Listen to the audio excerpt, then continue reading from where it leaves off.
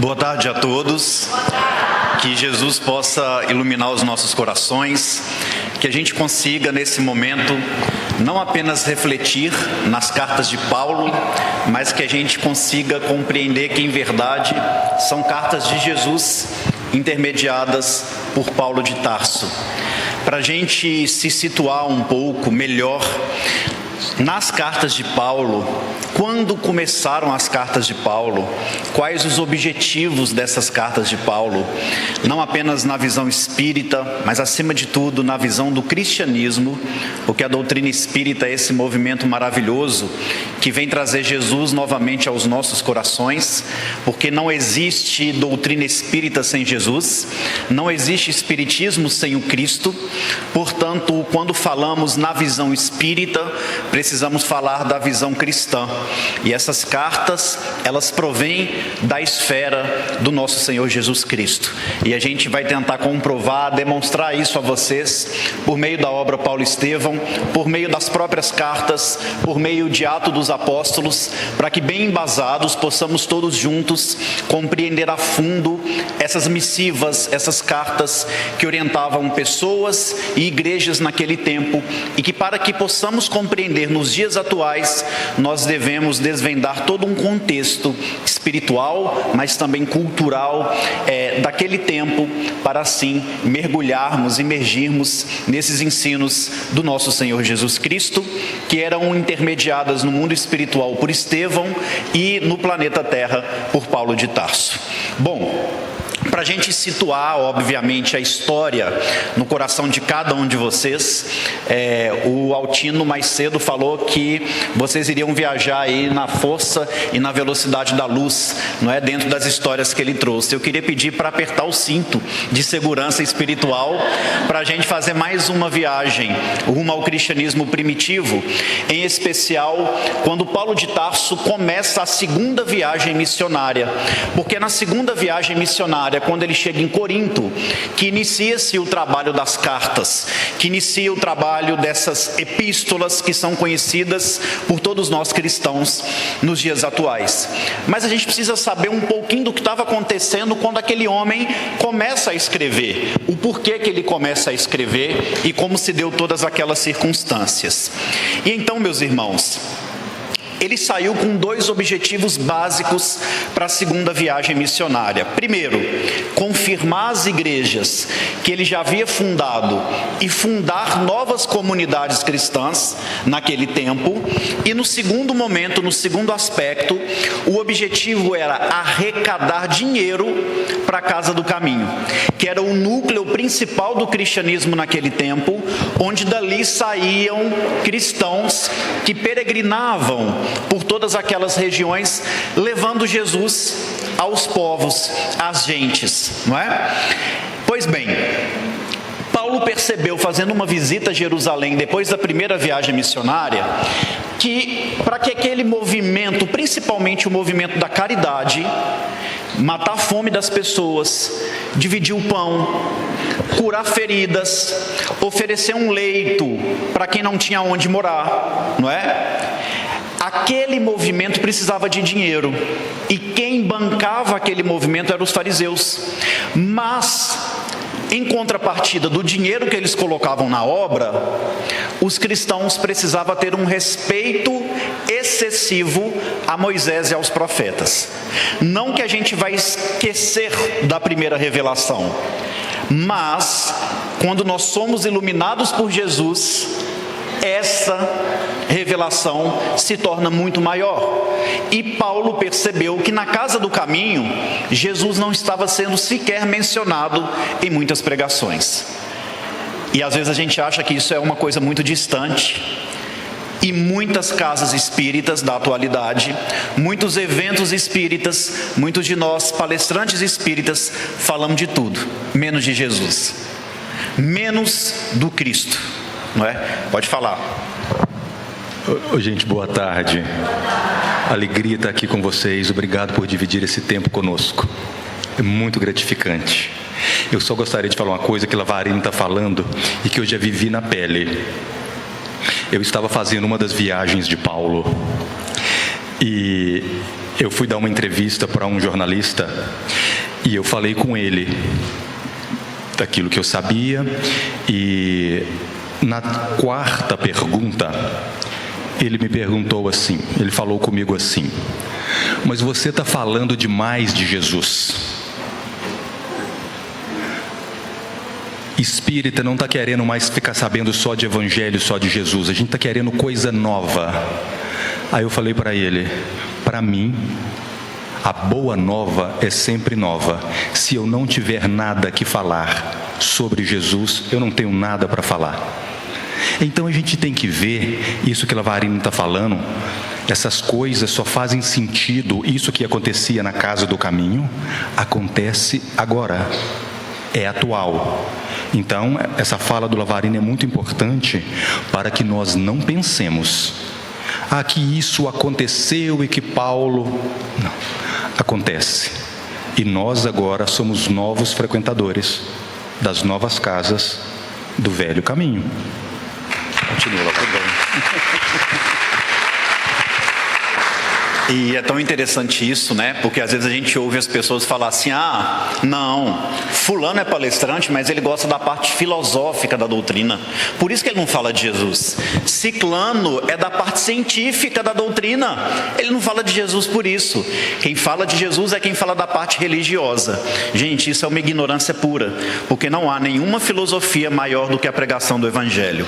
Não há nenhuma ciência maior do que a ciência espiritual que Jesus veio oferecer para a humanidade, que é a mensagem do amor capaz de triunfar a própria morte. Portanto, em qualquer aspecto dentro de espiritismo, Jesus precisa ser o nosso personagem principal. A partir do momento que a gente vem aqui para frente para falar sobre nós, para nos exaltarmos, para falar que eu faço isso, que eu consegui aquilo, tome muito cuidado, porque senão seremos cegos conduzindo cegos. Paulo de Tarso ficou extremamente preocupado, indo à Casa do Caminho e percebendo que as pessoas que faziam parte do cristianismo, naquele núcleo principal, estavam se deixando levar pelo farisaísmo, simplesmente porque eles colocavam dinheiro no movimento espírita. Então, centro espírita não tem que ter dono, porque a pessoa está bancando financeiramente, e porque ele está bancando financeiramente, ele vai fazer tudo contrário ao que está no Evangelho, e por aí em diante. Paulo sai dali então com a ideia: olha, eu vou juntar dinheiro para ajudar a Casa do Caminho, e eles não precisarem mais de passar por isso. Então ele faz a segunda viagem para confirmar igrejas e arrecadar. A gente vai dar um pulo na história, só para vocês terem ideia. Ao final dessa segunda viagem, ele termina ela em Jerusalém, e Emmanuel vem afirmar que Paulo entrega a Pedro, o grande líder do cristianismo, o grande líder da Casa do Caminho, uma pequena fortuna. Uma pequena fortuna. E ele não só chega ali e entrega o dinheiro para Pedro, porque mesmo com o recurso financeiro, a gente precisa de inteligência, né? Para que aquilo ali possa prosperar. Ele orienta a Pedro a construir um galpão novo ao lado da Casa do Caminho. O Emmanuel ainda fala que é um galpão com grandes proporções, um galpão muito grande, em que eles iam ensinar para as pessoas profissões. Então ali chegavam acamados, famintos, enfermos, no último grau. Eles primeiro tinham o alimento do corpo, porque barriga vazia não houve evangelho, e tem muita gente levantando a tese aí que a gente não deve fazer caridade material, então não está entendendo nada também de cristianismo, nada de espiritismo. Barriga vazia não houve evangelho, não é? Então primeiro supriam isso, depois tinha alimentação do espírito com a pregação da boa nova do Cristo, e no terceiro momento, quando se reestabilizavam, eles tinham a oportunidade de aprender uma profissão e caminhar com as próprias pernas. Então, nenhuma viagem de Paulo era sem objetivo. Mas nessa segunda viagem, as bênçãos espirituais na vida de Paulo, não sei se Altino concorda, elas foram aumentando. Mas à medida que essas bênçãos espirituais iam aumentando, o espinho na carne, que ele fala em uma das cartas, ia machucando cada vez mais. Porque tem muita gente que pensa também o seguinte: nossa, Paulo foi o que foi porque Jesus apareceu para ele nas portas de Damasco, não é? E Emmanuel traz uma reflexão no prefácio da obra: quem estaria disposto a sofrer o que Paulo sofreu? Todo mundo quer ver Jesus, mas quem quer fazer o que aquele cara fez? Não é? Então a segunda viagem aumenta bênçãos, aumenta a visão espiritual de Paulo, Estevão começa a se aproximar mais dele, ele passa a ouvir mais a voz de Estevão, principalmente quando ele caminhava para a região dos Gálatas. Ele começa a ouvir a voz de Estevão e fala: olha, Jesus não quer que você vá para esse caminho, meu filho, vai para outro. Depois ele tem um desdobramento espiritual e aparece para ele um homem vestido como os homens da Macedônia se vestiam naquele tempo. E a Macedônia é uma região em que significava chegar na Macedônia era ir para o Ocidente, porque o evangelho estava sendo pregado até então só no Oriente. Então ele tem aquele desdobramento e percebe que ele tinha que ir para a Macedônia. E esse desdobramento espiritual é tão importante na história do cristianismo, para a gente principalmente que moramos aqui numa região em que antes o evangelho não era pregado, porque isso começa com Paulo quando ele vai para a Macedônia. Ali ele tinha a companhia de Silas, de Timóteo, Lucas já tinha se juntado àquela comitiva. Eles chegam a Filipos, um lugar em que a religião era consagrada pelas mulheres. Ele é preso em Filipos, ele apanha tanto em Filipos, que Emmanuel fala que ele não conseguia deitar nem sentar. Imagina quantos ossos quebrados. Aí ele chega na prisão e começa a cantar. As celas se abrem, fenômeno mediúnico de materialização. Então as bênçãos aumentavam, mas o sofrimento também. Ele vai para Tessalônica, onde Lucas e Timóteo já estavam há algum tempo. Também prega o evangelho, vai para Bareia, sempre nessa região da Macedônia. Em Bareia ele é preso novamente, apanha uma barbaridade.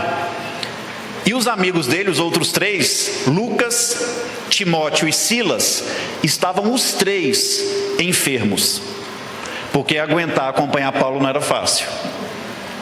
Ia fazendo um revezamento, né? Cada momento da vida dele, das viagens, era um companheiro diferente, porque acompanhar Paulo não era fácil. Só andando, se a gente pegar no Google Maps, sem falar as viagens de barco, são 16 mil quilômetros a pé. Eu sou de Minas Gerais, Altino também, a mesma coisa, a gente ir daqui 8 vezes para lá, Altino, andando, não é? E não era uma estrada como tem hoje, né? Era pior. E então, a gente vê o sacrifício desse homem. Todo mundo ficou enfermo. Aí ele deu férias de 6 meses para o pessoal, para descansar. E pela primeira vez, ele vai sozinho para uma cidade. Jesus mandava os discípulos irem sozinhos? Sempre em dupla, né? Pelo menos em dupla. Mas Paulo tinha aquele ideal de um dia levar o evangelho a Atenas, aos gregos e romanos. Inclusive, quando Saulo é apresentado no livro, não é, Altino? O Sadoc, um amigo dele ali de religião, fala: olha, eu vejo que você está andando com uma biga romana, se vestindo impecavelmente como romano. Tem os melhores professores Augusto grego, dominando o idioma grego, porque Roma dominava pela força e Grécia dominava pelo intelecto. Antes dele terminar os elogios, Paulo falou: mas no meu coração está a lei, e um dia colocarei gregos e romanos aos pés de Moisés. Quando ele conheceu Jesus, ele continuou com o mesmo ideal, querendo colocar gregos e romanos aos pés do Cristo. Então, mesmo sozinho, ele quis enfrentar. Mas vou passar para o Altino contar para a gente o que aconteceu em Atenas, não é? Porque senão só eu falo, e aqui a gente tem que aproveitar a presença desse irmão tão querido e que tanto estuda. E aqui eu nem vou falar da parte intelectual não, porque a própria fala do Altino já vai dizer por si.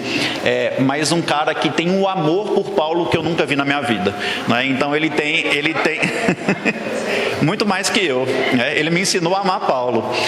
Então ele vai trazer para a gente o que aconteceu em Atenas, em Corinto, e a gente vai junto aí nesse bate-papo. Façam perguntas que no final vai ter um tempinho também para a gente interagir, tá bom, pessoal?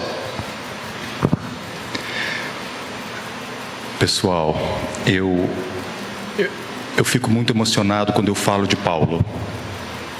Não tem uma vez que eu leia, não tem uma vez que eu reflita, que eu não me emocione muito.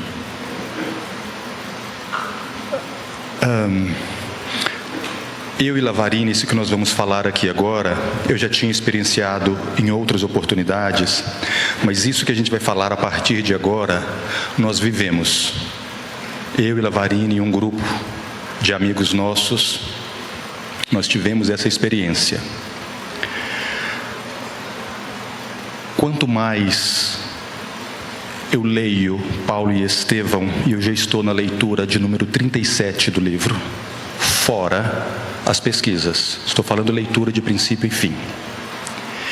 Eu e Lavarini, nós trocamos. Você viu isso? Falei assim, não vi, Lavarini. Então vai lá e leia. É infinito. Então Paulo de Tarso tem sido para mim, nos últimos 30 e poucos anos, uma fonte segura de inspiração. Paulo de Tarso tem sido para mim um amigo bom. Eu gosto muito de viajar, eu aprendi isso com Paulo. Então, quando eu vou falar das viagens de Paulo aqui para vocês agora, não é porque eu li, é porque eu fiz essas viagens. Eu caminhei pelos caminhos que Paulo caminhou. Tem uma outra fala que eu vou falar no seminário, na intimidade com Paulo de Tarso, mas eu gostaria de falar isso aqui com vocês, de antecipar, porque é sobre o tema. E eu me achava o máximo. Eu me achava o top de todas as galáxias, porque eu conheço todos os caminhos de Paulo de Tarso. Eu consigo citar qualquer passagem de Paulo e Estevão, mesmo sendo disléxico. Até o dia em que eu perguntei para a irmã Ila me definir Paulo de Tarso com uma palavra, e eu falei para ela assim: Chiquinho, me defina Paulo de Tarso com uma palavra. E ela disse: Paulo de Tarso eu defino com a palavra peregrino. Eu falei assim, é porque ele viajava muito, a Ila? Eu falei assim, não, as viagens que ele fez pela Via Ignácia foram inúmeras, mas a principal viagem que Paulo fez foi para dentro de si. Aí eu falei assim, não valeu nada o que eu fiz. Então eu comecei a fazer essa viagem interior também. E é aí que a gente passa a conhecer de verdade onde foi que Paulo viajou. Porque aqueles 16 mil quilômetros é nada comparado com um único passo que Paulo de Tarso deu dentro dele. E numa dessas chegadas, porque Paulo de Tarso é um homem de partidas e chegadas, ele nunca fica no lugar. Ele chega em Atenas. Quando Paulo de Tarso chega em Atenas como peregrino, como a Ila disse, ele está fracassado. Ele está na lona, na capa da gaita, triste, cansado, doente, deprimido. Lavarini tem um estudo mais específico que ele faz um quadro psicológico de Paulo ali, que eu não tenho conhecimento para isso, mas Lavarini tem, vocês peçam esse estudo depois, tá? E Paulo de Tarso, quando ele chega ali, o sonho dele era mostrar para os intelectuais, para os pensadores, para os grandes mestres, que havia alguém muito mais inteligente do que eles, alguém que sabia muito mais. E Paulo de Tarso, com aquele verbo que incendiava os corações, fracassa. Ele pensou que bastava chegar ali e falar sobre o Cristo, que ele conseguiria fundar mais uma igreja e colocar a ideia do Cristo no coração das pessoas. Mas eles sequer entenderam com o conhecimento, com a parte cognitiva, muito menos com o coração. E Paulo de Tarso chora muito. Eu vou ler aqui palavras de Emmanuel. Diz assim: quando não chorava refletindo na própria dor, chorava pelo Mestre, julgando que ele, Paulo, não havia correspondido à expectativa do Salvador. Paulo chorava, não era porque os outros não entenderam, isso era problema deles, mas era porque ele se dizia, ele pensava não estar dando conta do recado e de não ser competente o suficiente para levar a boa nova. E Paulo fica desesperado, triste, as pessoas vão se esquivando, as pessoas vão saindo. Nós fizemos a leitura desse discurso de Paulo em Atenas, no Areópago, né?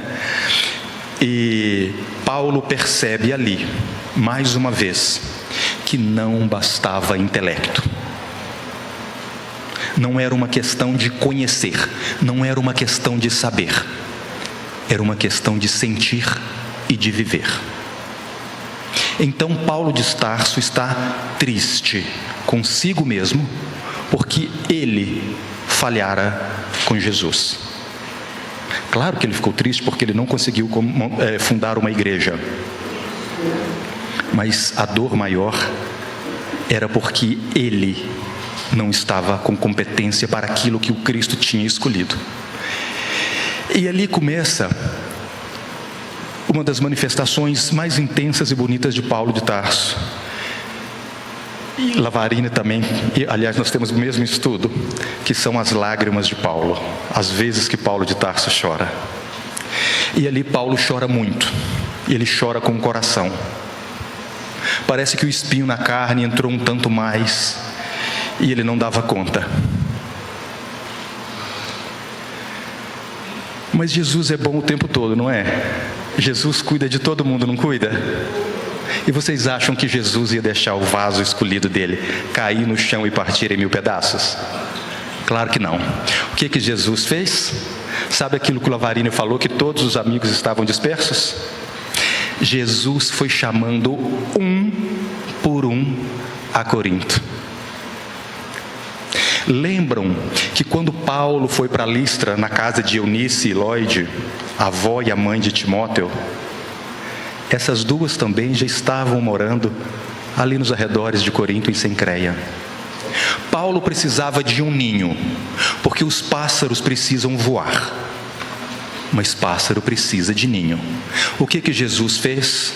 Eu vou recolher esse meu pássaro, que vai voar muito alto, mas ele agora está cansado, ele precisa de um ninho. Esse ninho se chama Corinto. E ali ele encontra Timóteo. Timóteo, aliás, vai buscá-lo em Atenas. E ele diz: Áquila e Prisca também estão. Aqueles amigos do deserto de Dan estavam em Corinto para recebê-lo. É por isso que Paulo fica ali 18 meses. É por isso que Paulo volta. É por isso que Paulo cria raízes. Porque ali era o ninho de Paulo. E não faltou o colo, o abraço e o ombro de Jesus, através dos amigos, para dar aquele apoio que Paulo precisava. Porque Jesus é bom o tempo todo.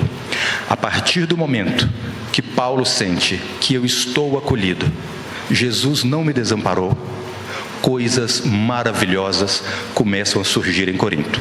Mas quem vai falar isso é o Lavarini, que é difícil, aí eu passo para ele. É só um detalhe, tá? A gente vai dar nome aos bois também para mostrar quem que estava com Paulo lá. Ele nunca conseguiu reunir tanta gente que ele amava como esse momento em que ele vai para Corinto. Ali em Corinto tinha Timóteo. O que Timóteo era para Paulo? O filho. Paulo tinha como ideal constituir família, ter filhos. E ele sempre enxergou e projetou a vontade de ser pai na figura de Timóteo, que ele conheceu com 13 anos de idade, não é? A própria mãe e avó de Timóteo, sentindo o amor de Paulo pelo filho e pelo neto, obviamente, recomendaram ele para que Paulo pudesse cuidar a partir da segunda viagem missionária. Timóteo foi tão importante na vida de Paulo e na história do cristianismo, que quando Paulo é apedrejado pela primeira vez na vida, porque ele foi apedrejado mais de uma vez, não é? E não morreu apedrejado. Uma dessas vezes, a primeira foi em Listra, a cidade natal de Timóteo. Ele tinha 13 anos de idade. Eles jogam o corpo de Paulo, talvez aí já em coma, não é? Uma situação muito grave, numa espécie de lixão, onde as pessoas dispensavam lixo ali naquela região. E quem vai lá dar água para ele, e a gente sabe o poder curativo de uma água, dar carinho, acolher, é Timóteo. Então Timóteo efetua provavelmente ali, por meio da mediunidade de cura, a cura fisiológica de Paulo. Mas foi impossível também não criar aquele afeto, aquela ligação entre os dois, não é? Bom, Para vocês terem ideia, quando Paulo começa a segunda viagem, antes de chegar lá em Atenas, Corinto, que é onde a gente está nesse momento, ele passa numa cidade antes de Listra, que é a cidade de Timóteo, chamada Derbe. E quando ele chega ali, ele fica surpreso, porque tinha uma igreja fundada naquela cidade. Ele falou assim, mas quando eu saí daqui na primeira viagem, nessa cidade especialmente, eu não fundei igreja. Que história é essa? E aí o pessoal foi dar notícia, que era um cristão que estava curando muita gente lá, pregando o evangelho, e que ele conseguiu fundar aquela igreja, Timóteo, que devia ter uns 14, no máximo 15 anos de idade, não é? Naquele momento. E sabe quem financiou a igreja, porque precisava de dinheiro para construir ali um templo? 2 dos judeus que mandaram apedrejar Paulo na primeira viagem. Então vejam a força espiritual de Timóteo. Timóteo foi chamar e buscar Paulo em Atenas no momento que ele mais chorava, que ele mais sentia. Na matemática espiritual de Paulo era o seguinte: eu vou andar, vou peregrinar, vou curar, vou pregar o evangelho e vai dar bom. Eles podem bater em mim, eles podem apedrejar, pode prender, mas eu vou deixar uma comunidade formada na casa de alguém. Eu vou construir uma igreja, vou converter corações. Então a matemática espiritual dele era essa. Quando ele chegou em Atenas, isso não aconteceu. Ele ficou indignado. Inclusive, um dos motivos que Paulo chora em Atenas é que ele não foi nem preso, ele não apanhou. Ele falou assim, mas o pessoal não está nem contrário aqui, eles estão zombando de mim, está ironizando Cristo. Mas foi o único lugar que ele foi sozinho. Quando chega um amigo, já começa a aliviar. Então, a gente tem que aprender que sozinho a gente pode fazer muita coisa, mas só na companhia dos amigos que a gente pode ajudar a transformar o mundo. Não existe nenhum trabalho de Jesus feito de forma isolada. Timóteo, esse filho espiritual, vem buscar. Sabe quem estava lá também? Silas, companheiro de segunda viagem, que apanhou junto com ele em Filipos, que foi preso junto com ele em Filipos. Lucas, o melhor amigo de Paulo. Timóteo era o filho. Lucas, o melhor amigo de Paulo. Inclusive, Lucas, dos amigos, é um que não apanhou com Paulo, né? Tinha que curar. Ele tinha que curar Paulo, ele era médico, tinha que cuidar, então Jesus poupava Lucas, não é? Ele não apanhou, não é? Ele não apanhou, mas era o melhor amigo de Paulo. Ele tinha o que Altino trouxe, o ninho representado ali por Eunice e Lloyd, mãe e avó de Timóteo, que faziam um papel também de mãe e avó de Paulo, por que não? Ele tinha Prisca e Áquila. Ontem no carro eu e o Altino conversando, né? A gente ficou com vergonha, que tem um trecho que Paulo está no deserto, que o Emmanuel vai falar sobre a casa de Prisca e Áquila. Olha que interessante. E Emmanuel, gente, ele fala tanto naqueles pedacinhos que a gente acha que não tem nada, ele ensina muito. Tem um trecho lá que ele fala sobre Prisca e Áquila, que cada objeto que havia na casa de Prisca e Áquila tinha sua utilidade. E nessas horas a gente olha ao redor nosso, na nossa casa, e vai lembrando, né? Quantas coisas que a gente tem e que a gente até sofre para ter, que nem tem mais utilidade para a gente. Cada objeto na casa daquele casal tinha uma utilidade. Foi uma grande escola nesse deserto espiritual de Paulo. Então essa galera estava lá reunida. Paulo, que dentro do que a gente estuda, estava passando pelo momento de maior tristeza espiritual, próximo ou talvez uma depressão na vida, é acolhido pelas pessoas que ele ama. Porque aquele homem tinha sentimento, tá? A gente acha que Paulo era muito rígido, muito torrão. Altino, quantas vezes que Paulo chorou? Só no livro Paulo Estevão, tá? Que é um resumo. Tem 68 citações diretas que Paulo chorava, fora aquelas citações assim, com os olhos cheios de lágrima, emocionado. Então, Paulo é um homem, ele era forte, ele era duro, mas ele tinha um coração que pulsava Jesus. E quem não se emociona não está amando. Exato. Para vocês terem ideia, sabe aquela cena maravilhosa que todo mundo conhece no caminho de Damasco, que Jesus aparece para ele? Só ali ele chorou em 7 níveis. São 7 choros diferentes. No nosso estudo aqui, quem é de Campina Grande está convidado, tá? Toda terça-feira, 7h30 da noite, nós temos um estudo de Evangelho na AME. E a gente estava estudando aí na última terça-feira sobre esses 7 choros de Paulo. Eu tive que acelerar, falar muito rápido, em 1h30 não deu para a gente falar com a tranquilidade que deveria. 7 níveis de pranto só quando ele vê Jesus. Então Paulo era sentimento também. E naquele momento ele estava sendo curado desse processo, naquela cidade que também era um sonho de Paulo estar lá, porque era a cidade de Abigail e Estevão. Era a cidade do guia espiritual, do qual ele devia muito, porque foi responsável pela morte, e a consciência de Paulo cobrava isso, tá? E a cidade da mulher que ele amava. Paulo era bonito, era forte, era inteligente, tinha dinheiro. Chovia na horta dele, tinha um monte de pretendente, mas ele só riou os 4 pneus quando ele viu Abigail, não é? Ele só se apaixonou por Abigail na vida inteira, ele rejeitou todas as outras possibilidades de relação.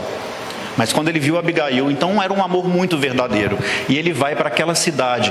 Entende o significado de Paulo aos Coríntios? Em Corinto, vou dar até um spoiler aqui da carta dele aos Coríntios. Vocês sabiam que o trecho de livro mais lido do mundo é um trecho da carta de Paulo aos Coríntios, no capítulo 13, quando ele fala do amor? Quando ele fala sobre o amor. É o trecho de livro mais lido no mundo. No mundo. E Paulo tinha um carinho por Corinto, tinha um carinho.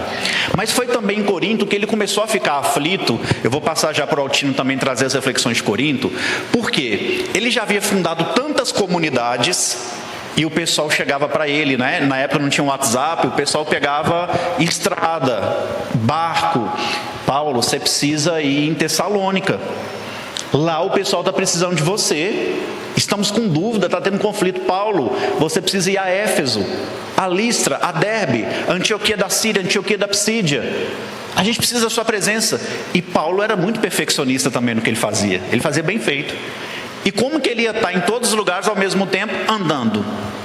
Impossível. E ele não começou a sentir que o trabalho dele poderia estar escorrendo pelos dedos. Ele poderia se perder naquele processo, não é? Quer alguma consideração de falar da oração que ele fez? Quem apareceu para ele? Não, pode falar. Então, naquele momento em que ele ficou um pouco perdido, ele falou assim, eu vou orar. E Paulo tinha um hábito, tá? Quando ele não estava muito bem, ou quando ele estava bem também, geralmente ele procurava um canto solitário. Emmanuel fala muito disso. Ele ia para um lugar reservado. Lá não tem no Evangelho? Entra para o quarto, tranca seu quarto, que é na verdade, procurar na nossa intimidade, o nosso coração. Em Atenas, por exemplo, Emmanuel fala, ele procurou um canto solitário e chorou amargamente. Então ele sempre tinha isso, de procurar um cantinho. Ele procura um canto e ele faz uma oração pedindo a Jesus para abençoar ele. Para vocês terem ideia do tempo, do momento em que ele viu Jesus em Damasco, a esse momento em que ele faz essa oração, correram-se em torno de 17 anos. É difícil ser preciso com essa data, pode ser que seja 16, 18, mas mais ou menos 17 anos. Muitos falam da conversão de Paulo. Não, a conversão dele foi uma vida inteira. Mas 17 anos de quando ele viu Jesus pela primeira vez. Ele faz então uma oração. E quem vai aparecer para ele depois de 17 anos? Jesus. Jesus aparece para ele novamente. E tenta confortar, consolar. Mas o que chama a atenção na fala de Jesus é que ele diz o seguinte: meu filho, quando o mensageiro tem o exemplo da própria vida ao seu favor, ele não precisa estar presente fisicamente. Você poderá atender a todas as igrejas utilizando os poderes do Espírito. Gente, só um parênteses. Nós estamos falando de Paulo de Tarso. 17 anos de trabalho, de luta, de sacrifício, de entrega. É claro que Jesus abençoa cada um de nós. E cada um tem seu tempo específico. Pode ser mais rápido, mais devagar. Mas vamos tomar cuidado também com as pretensões que a gente acaba carregando. Para a gente não achar que a gente é demais. Não é? Aqui na terra eu costumo dizer que nós somos farinha do mesmo saco. A diferença que eu e Altino estamos aqui é que talvez a gente tenha um dom da fala. Mas tem gente que tem um dom do sorriso, que recebe a gente ali e faz um calor no nosso coração muito mais profundo do que o dom da fala. Não é? É tão bom receber o abraço da Mônica, não é? A Moniquinha falou, vamos tirar a nossa foto, vamos registrar aqui de novo. E já foram muitos eventos, né, Mônica? Muitos abraços. Falei com minha mãe quando estava vindo para cá, eu quero chegar mais cedo, que tem uma pessoa muito especial de Aracaju, que eu quero sentar lá no finalzinho com ela, ficar abraçado e ouvir e aprender um pouquinho com a minha irmã que está ali, não é? E que todo evento está junto da gente, não é? Então assim, são dons diferentes que a gente tem. Não quer dizer que a gente está aqui na frente que, nossa, Uma grande bobagem, para falar a verdade. A gente começar a endeusar porque o outro tem o dom da fala, não é? E aí, Paulo estava tendo contato direto com Jesus e sabia o tamanho dele. Ele sabia das suas potências, mas sabia que ainda era um trabalhador raso. Tanto assim o é, que em Filipos, a pitonisa quis falar o seguinte: olha, não são homens não, são anjos. E ele desceu da tribuna e falou assim: por que nós somos anjos se a gente não tem realizado nada? Como julgar um trabalho antes de terminado?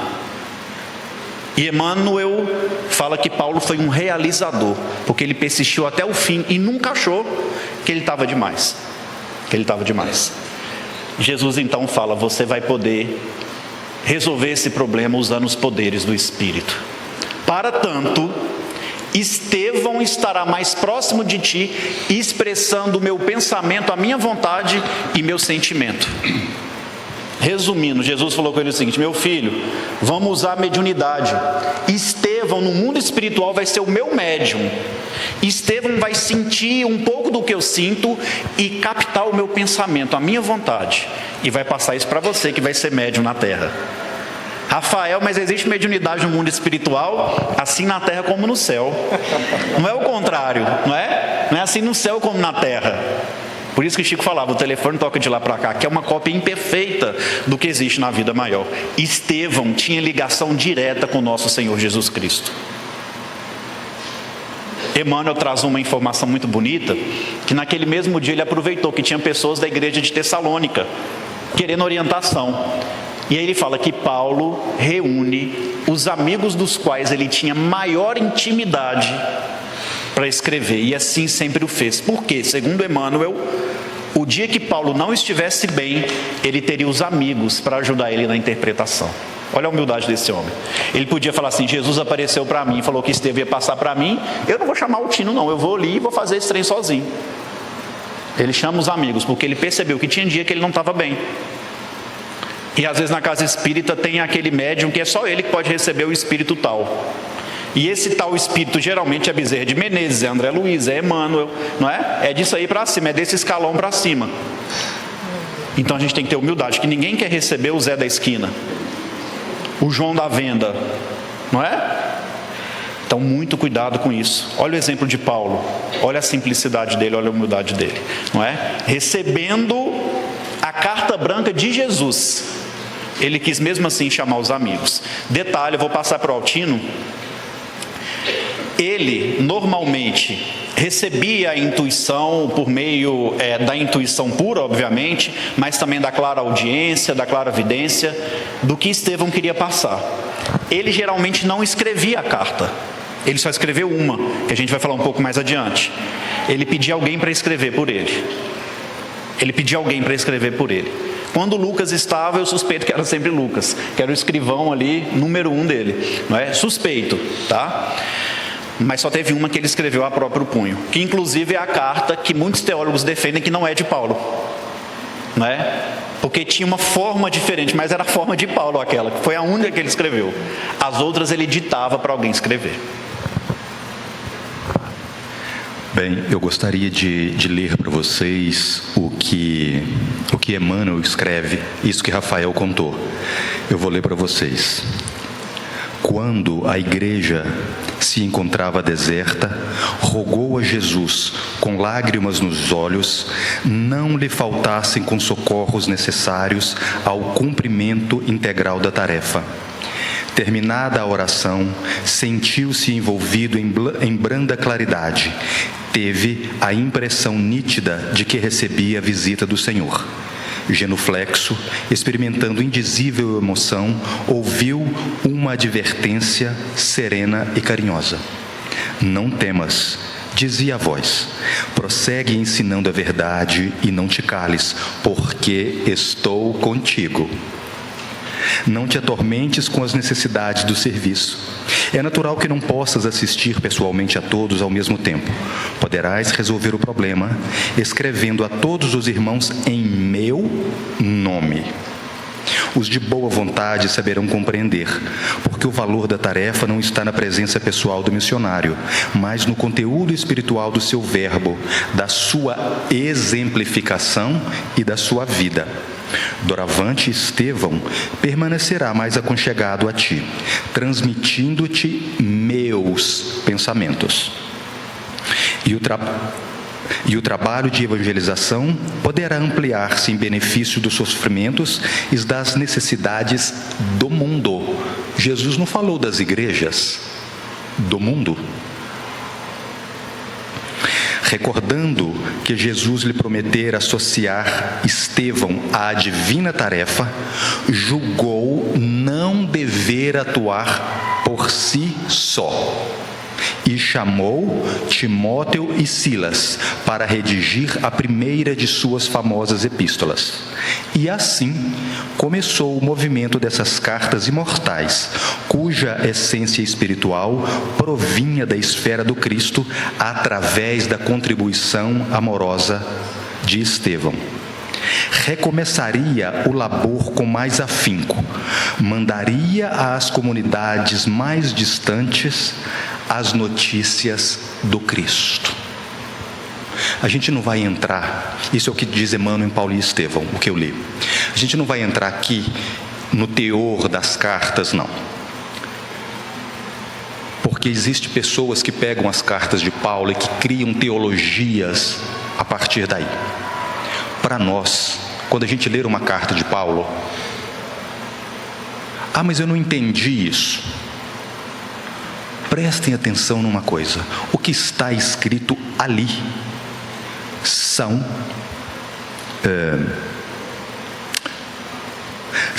notícias do Cristo. A pior coisa que existe é quando alguém pega uma carta de Paulo e fala assim: mas Paulo escreveu isso lá em Coríntios tal. A pessoa nunca leu, nunca estudou a carta, mas aquele trechinho que é para esmagar o outro, para excluir, aquilo ali, o verbo pulula nos lábios, porque aquilo não é a mensagem de Paulo, aquilo é o que eu entendo e aquilo está servindo a meu favor. Porque, como Emmanuel diz, essas notícias, essas cartas, são para levar notícias do Cristo. E o Cristo é um consolador. Se as cartas de Paulo não estão levando consolo, elas não são do Cristo. E isso é muito importante, porque senão não haveria necessidade de haver essas cartas.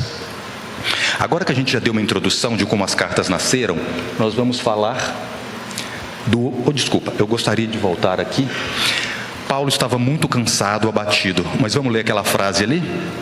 A minha graça te basta, porque o meu poder se aperfeiçoa na fraqueza. Quando eu estou fraco, é que eu estou forte. Então agora a gente vai falar um pouquinho do objetivo das cartas e dos destinatários dessas cartas. Essas cartas foram escritas para igrejas específicas ou para pessoas específicas. Quando eu falo aqui igrejas, nós temos que apagar da nossa mente o prédio, o edifício, qualquer edificação feita de pedra pelos homens, porque isso não é igreja. Igreja no grego é eclésia, e eclésia significa uma assembleia, um grupo de pessoas. Não necessariamente o valor que nós damos hoje ao prédio, que é igreja para nós, tem que ter ali uma torre, tem que ter isso, um centro. Não é isso. Então a gente tem que tirar essa ideia de que existia ali uma casinha, que não existia. Isso só veio depois do ano 300, essa ideia de construir esses templos. Bom, outra coisa, essas cartas então são para igrejas específicas e são também para pessoas específicas. Essas cartas de Paulo não são para mim, não são para Lavarini, não é para o João, não é para o José, não é para Maria. Essas cartas são para Timóteo, para Tito, para Filemão. Vocês devem assim, Tiro, mas as cartas de Paulo são para todas. A mensagem sim, a carta não. Nós temos que, ao ler essas cartas, nós temos que ter muito respeito. Porque, eu não sei se vocês sabem, mas abrir a carta de alguém é ilegal. Você não pode pegar uma carta de uma pessoa e abrir. Com que direito, então, nós pegamos as cartas de Paulo e abrimos que ele escreveu para outras pessoas? Paulo não escreveu carta aos paraibanos, aos mineiros, aos paulistas, aos gaúchos. Ele escreveu aos coríntios, aos macedônios.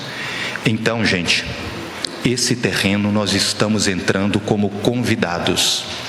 E eu estou falando isso porque é muito triste a gente ver que quase 2000 anos que essas cartas foram escritas, que as pessoas usam essas cartas como se elas estivessem sido enviadas por e-mail, pelo WhatsApp, pelo Instagram.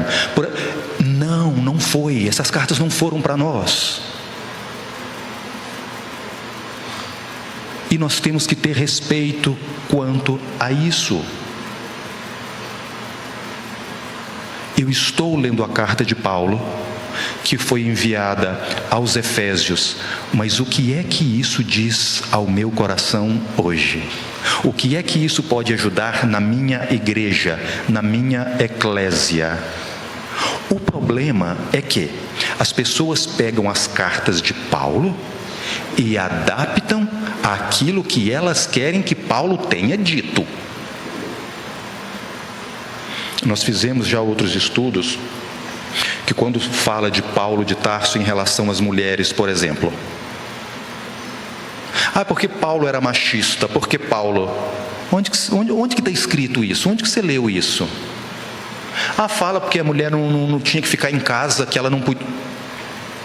Aí eu tenho que perguntar assim: você já esteve em Éfesos? Você já estudou a cultura das mulheres daquela época? Que as mulheres que enfeitavam muito o cabelo com fios de ouro normalmente eram prostitutas, porque tinha muitos marinheiros, eram rotas comerciais.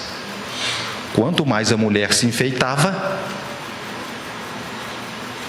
mais ali ela estava à disposição. O que Paulo fala? Não, a mulher tem que cobrir o seu cabelo. Ok, isso foi há 2000 anos. Hoje, tem alguma diferença a situação do cabelo da mulher? Não tem. Mas se for para excluir, Paulo falou. Como é que ninguém fala que Paulo escreveu aos Coríntios falando do amor? E por que é que nós não nos obrigamos a amar? Mas Paulo falou, Paulo escreveu. Gente, estudem, conheçam. Paulo vem dizer depois: a palavra mata, o Espírito faz viver. Por que é que nós ficamos presos à palavra? Porque o que acontece é o seguinte: Paulo escreveu, mas e o que Paulo viveu? E o que Paulo fez? Porque o que justifica a vida do apóstolo é se ele vive de acordo com o que ele fala. Senão não adianta ele escrever.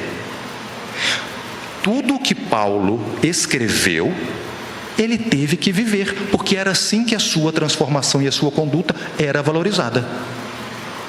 Não era assim que Jesus vivia? Jesus foi crucificado por quê? Porque ele vivia aquilo que ele praticava. Porque ele poderia ter falado: opa, não é bem assim não, eu não falei isso. Ele vivia fazendo aquilo. Eu curo no sábado, porque eu vim para curar. O que vocês acham? Eu venho do Pai. Mas a gente desassocia a vida da pessoa e nós nos agarramos à palavra.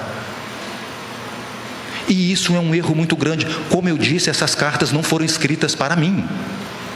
Foram escritos para uma outra sociedade, num outro tempo, com outros costumes. A mensagem é universal, atual sempre. Eu acho engraçado que as mesmas pessoas que falam e que defendem que Paulo é machista, não lembram das mulheres que ajudaram Paulo de Tarso, das grandes, das valorosas, das gigantes do Evangelho, que eu vou passar para a Lavarina, para ele falar um pouquinho dessas verdadeiras gigantes. E Paulo de Tarso, se ele não tivesse vivido aquilo que ele falou, as cartas dele na época não teriam sentido nenhum. Tanto que quando ele escreve para Timóteo, ele usa repetidas vezes para Timóteo: tu, porém. Olha, os outros podem até pecar, tu, porém, porque Paulo diz: tu sabes das pedradas que eu levei e de tudo que eu passei. Ele está dizendo: você está evangelizado por mim, porque você viu que eu tentei fazer o meu melhor para o Cristo. Não foi porque ele escreveu carta, não. É porque ele fez. Então, não nos esqueçamos. Quando vocês ouvirem uma pessoa usar uma carta de Paulo, falando qualquer coisa que denigra, que machuque, que fira, só lembrem de uma coisa: quem fala do que não sabe, prega a sua ignorância. Se as cartas de Paulo são notícias do Cristo, e a pessoa fala uma coisa dessa, é porque elas não entenderam aquilo que Paulo queria dizer, né?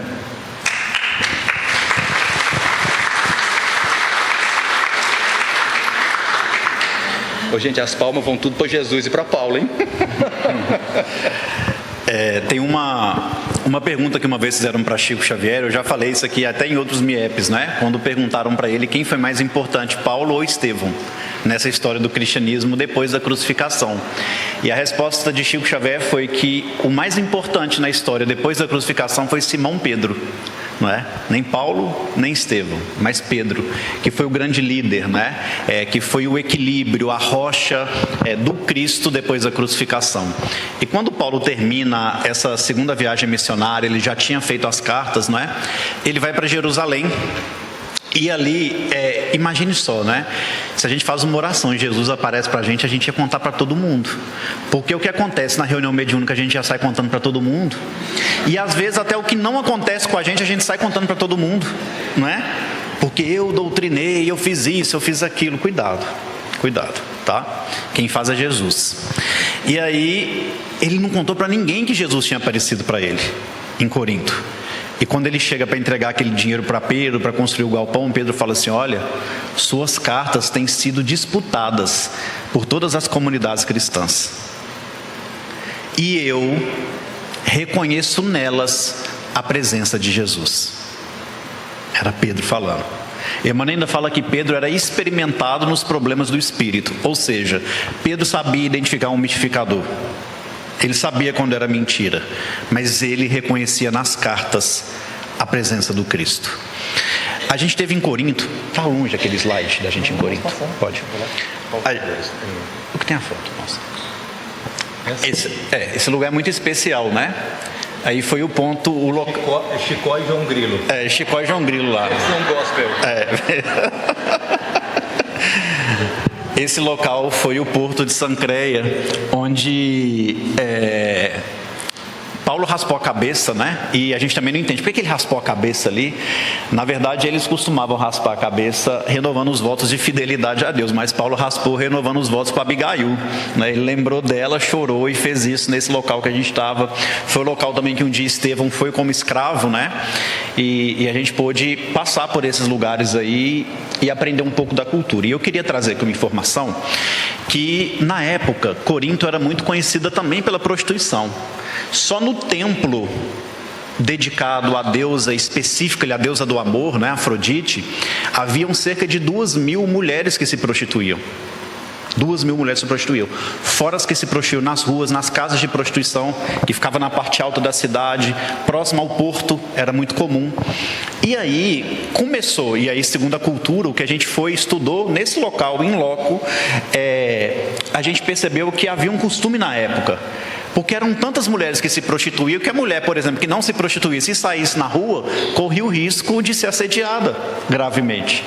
Então eles marcavam, teoricamente, a mulher que se prostituía, obrigando ela a raspar a cabeça. Por isso que muitos usavam também esses adornos que o Altino falou, ouro, para enfeitar, porque tinha que estar com a cabeça raspada para serem identificadas. E aí tem um trecho que Paulo escreve aos Coríntios que ele fala assim: você, mulher que vai na igreja, você é obrigada a cobrir a cabeça com véu. E se você não quiser, você raspe sua cabeça. E as mulheres olham e falam assim: Paulo era preconceituoso demais. Se eu não cobrisse minha cabeça, eu tinha que raspar a cabeça. Mas ele não queria fazer diferença. Ele queria proteger as mulheres que se prostituíam. Ele queria que fossem todas iguais, que uma não achasse que era melhor que a outra e que os homens respeitassem as mulheres. Por isso que a gente tem que entender um pouco dos costumes do lugar, não é? Para a gente poder falar, sentir com mais propriedade.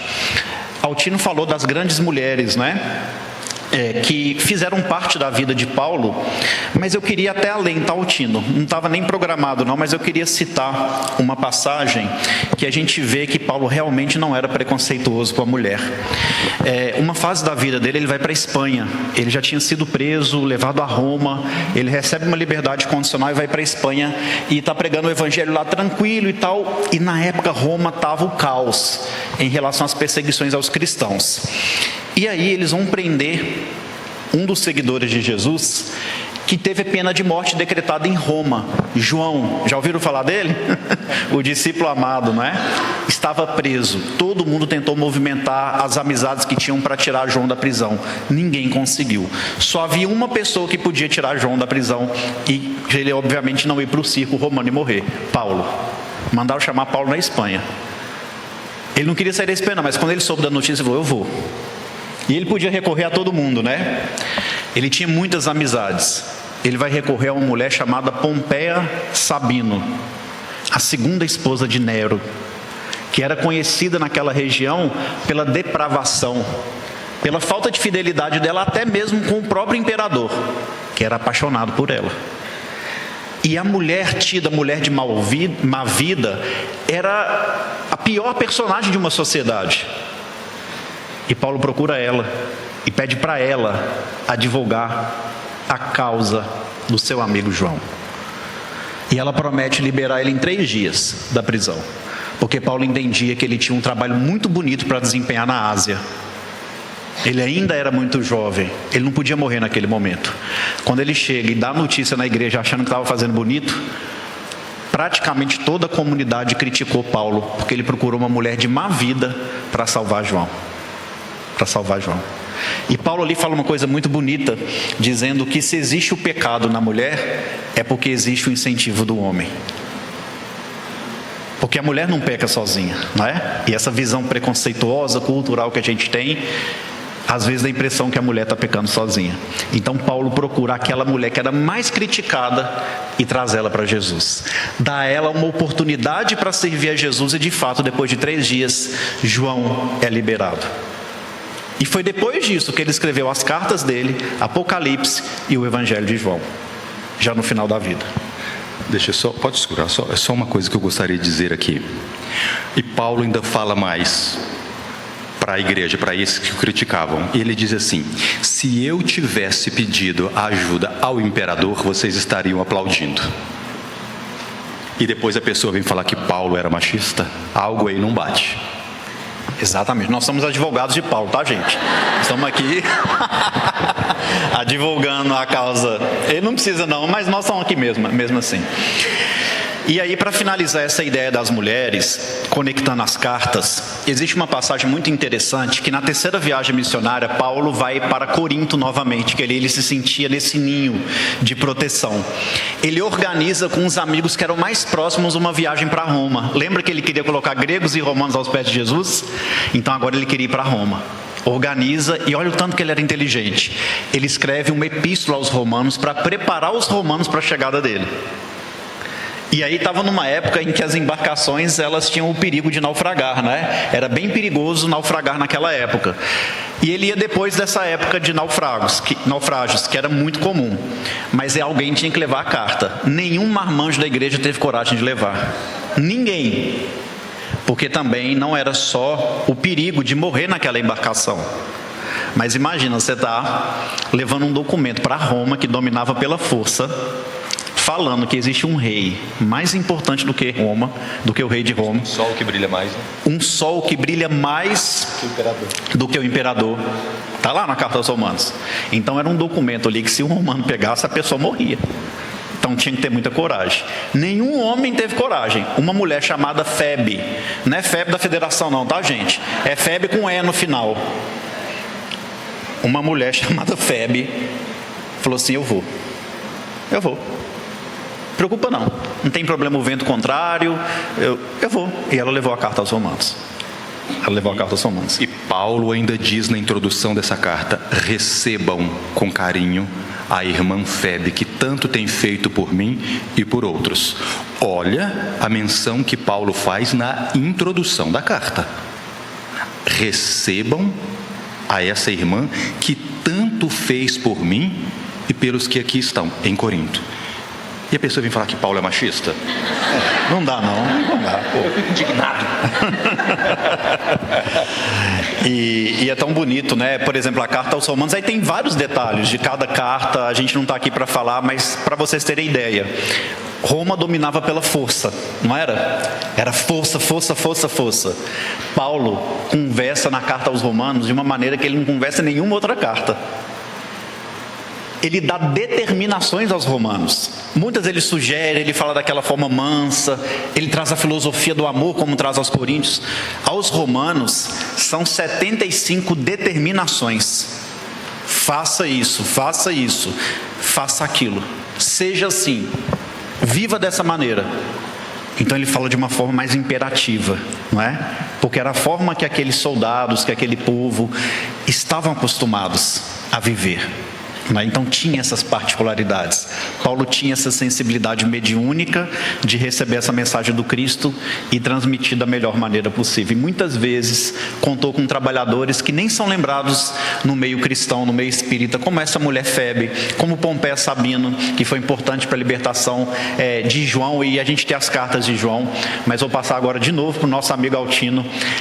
E inclusive a gente ia deixar um tempo para pergunta e resposta, mas só falta 15 minutos e ainda tem muita coisa, né, meu amigo? 15 minutos já?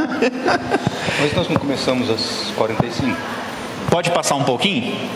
Só um tiquinho. Então um trenzinho.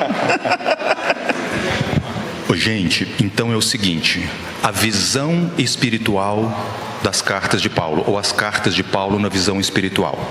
Nós já entendemos que as cartas vieram diretamente do plano espiritual de Jesus, através de Estevão, e que Paulo ou ditava essas cartas, ou eles escreviam em conjunto essas cartas.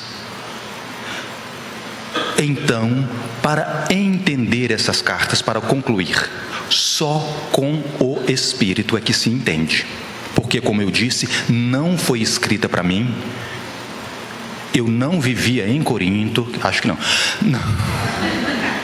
Então, eu estou aqui hoje e eu tenho que entender essa essência. Eu gostaria rapidinho, que eu tenho aqui uma surpresinha para falar para vocês, mas eu gostaria de mostrar a vocês ali. Então, aqui o porto de Cencreia. Desse porto é onde também Abigail saiu para mudar para Jerusalém, para conquistar o coração de Paulo. É daqui que ela sai. Aqui em Corinto, nós fazendo um dos nossos estudos, é assim que nós nos reunimos. Contemplou a velha prisão, de onde a noiva pudera evadir-se para salvar-se dos celerados que lhe haviam assassinado o pai e escravizado o irmão. Eu consegui, depois de 4 anos de pesquisa, localizar a prisão onde eles estiveram. E a descrição, quando Emmanuel diz que um soldado colocou Abigail porta afora na grande praça central, é onde fica localizado essa prisão. Não tem onde Abigail ter saído se não fosse para a grande praça. Então a gente vê que a psicografia de Emmanuel, que a seriedade desse livro, eu não sou arqueólogo, eu não sou historiador, como eu disse, eu sou um apaixonado por Paulo, e eu quis identificar isso, e lembro como se fosse Agora, quando a gente chegou lá, Lavarino ainda pegou e falou assim: onde será que ficava aquela janela que Estevão ficava olhando as estrelas? Que é citado no livro. Então é muito bom quando a gente pode viver tudo isso, quando a gente pode contar isso, porque nós vimos, nós estivemos. Então as cartas de Paulo, a obra Paulo e Estevão, não é uma fantasia literária, é algo real. E essa e as outras, o assunto aqui é Paulo, mas eu tenho centenas de provas históricas, arqueológicas, literárias, que comprovam a veracidade dessas obras. Agora aqui, quando Paulo ainda em Atenas, quando não chorava, refletindo na própria dor, chorava pelo Mestre, julgando que ele, Paulo, não havia correspondido à expectativa do Salvador. Tem alguns momentos, quando eu faço essas viagens, que para mim são muito especiais, mas esse dia foi muito especial, por uma série de coisas. Vocês lembram que Paulo não conseguiu fundar a igreja em Roma, em Atenas? Pois o grupo GAP, grupo de amigos de Paulo e Estevão, fizeram o evangelho em Atenas. Foi uma noite maravilhosa. Até uma lua bonita nasceu nesse dia. Você lembra, Lavarini? Então nós ficamos... Eu comi um prato de macarrão. Então a gente fica muito contente, porque quando a gente participa da história de Paulo, aquilo que ele não pôde fazer, nós fizemos, com as bênçãos de Jesus. Nós fundamos uma eclésia, nós nos reunimos em Atenas. E para mim, como pesquisador, como leitor, eu senti parte da história. Tem uma outra passagem que é muito bonita, vivendo isso que acontece. Vocês lembram quando Públio Lentulus queria colocar uma coroa de flores aos pés de Lívia? Ele não pôde colocar, mas o grupo GAP colocou. Onde ela desencarnou, sempre que nós fazemos as viagens, nós levamos aquela coroa de louros que Públio Lentulus não pôde colocar para ela, e nós simbolicamente vamos lá, lemos, refletimos naquela passagem. Então, esse grupo de estudo, ele vive as obras no local. E esse é o nosso grupo, o GAP, Grupo de Amigos de Paulo e Estevão. E esse ano nós comemoramos os 160 anos do Evangelho segundo o Espiritismo. Nós estamos falando das cartas de Paulo na visão espiritual. Quem aqui sabe que Paulo de Tarso tem uma carta escrita no Evangelho segundo o Espiritismo, capítulo 15, assinada Paulo, o apóstolo? Nós espiar. A minha Santana lá levantou a mão porque ela sabe. Ô, mulher danada. Nós espíritas, nós temos um tesouro nas mãos. Uma carta assinada pelo Espírito de Paulo, o apóstolo. Porque Jesus disse que enviaria o Consolador. A tarefa de Paulo era estar ao lado desse Consolador. Vocês acham que Paulo de Tarso ia perder a oportunidade de estar presente para divulgar Jesus mais uma vez através das suas cartas? Eu não vou falar muito dessa carta por causa do tempo, mas eu quero voltar aqui ainda para muitos estudos para a gente falar sobre essas cartas. Mas leiam as cartas de Paulo, especificamente essa carta, que vocês vão entender, vocês vão rever aquilo que ele fala sobre o amor na carta aos Coríntios. E ali Paulo deixa bem claro que fora da caridade não há salvação. Ah, Altino, mas o que está escrito não é caridade. Gente, caridade é o amor em ação. É caridade, sim, é uma questão de tradução, porque quando Jerônimo traduz a palavra ágape, para que não houvesse um duplo sentido com amor carnal, ele coloca a caridade. O que é a caridade? O amor em ação para servir o outro. E foi quando John Wycliffe fez a tradução a partir dessa Vulgata, ele colocou a palavra caritas. Então, para o português veio caridade. Mas isso não faz a menor diferença, porque a caridade é o amor. Então tem pessoas que falam assim, mas por que fala que é caridade, mas em outros textos estão o amor? Isso são palavras, nós vivemos pelo Espírito. Vamos entender as cartas a partir do Espírito. E Paulo volta, olha aqui, eu trabalho com as palavras, com o texto. Eu tenho que perguntar o texto que ele quer me dizer. Como é que eu posso, enquanto pesquisador, saber que esta carta é de Paulo? Como pesquisador, eu tenho indícios. Olha o que ele começa dizendo nessa carta que está no Evangelho segundo o Espiritismo, capítulo 15, fora da caridade não há salvação. Guia o homem no deserto da vida, encaminhando-o para a terra da promissão. Isso não é linguagem de Paulo de Tarso? De um judeu? De um fariseu? De um espírito que viveu aquilo? Porque senão ele não estaria falando isso. O registro, quando eu falo isso, tem um registro que fundamenta o que eu estou falando aqui. Mas independente disso, qual que é a essência dessa carta? A essência dessa carta de Paulo é justificar que Jesus ainda espera por nós, de braços abertos. Como que eu faço para receber esse abraço de Jesus? Como que eu me aproximo de Jesus? Que roteiro é esse? E no livro Amor e Sabedoria, de Emmanuel, do meu querido professor, do meu mestre, Clóvis Tavares, ele diz assim: lede-o e não arrependereis, falando das cartas de Paulo. Emmanuel é quem diz. Se nós queremos um roteiro para colocarmos o nosso corpo cansado no peito de Jesus, para escutar o coração dele batendo, dizendo que nos ama, leiamos as cartas de Paulo, como nos assevera Emmanuel, e nós não nos arrependeremos. Paulo de Tarso continua escrevendo cartas, e nós somos as cartas vivas de Paulo. Vocês sabiam que aqui no Brasil, no dia 25 de janeiro, dia de São Paulo, é também o dia do carteiro? Porque é o carteiro que leva as cartas. Então, se Paulo não escreveu cartas para mim, eu quero ser portador das cartas de Paulo. Eu moro na Inglaterra, carta de Paulo aos ingleses. Eu tenho que viver de acordo com as cartas de Paulo, com o Evangelho de Jesus, porque eu sou uma carta viva de Paulo. Quem aqui é de São Paulo vai levar uma carta aos paulistas com a sua própria vida, e assim por diante.